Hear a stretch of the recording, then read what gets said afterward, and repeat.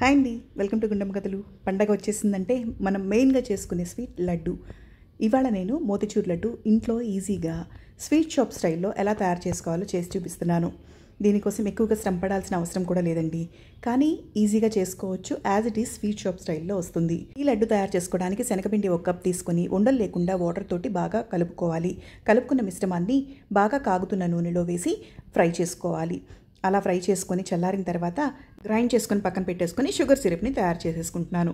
దీనికోసం sugar syrup పాకం రావాల్సిన పని లేదు. ఇందులో మీకు కావాల్సిన ఫుడ్ కలర్ని యాడ్ చేసుకుని యాలకుల పొడి కూడా యాడ్ చేసుకున్న తర్వాత మనం ముందుగా గ్రైండ్ చేసి పెట్టుకున్న శనగపిండి మిశ్రమాన్ని కూడా యాడ్ చేస్తున్నాను.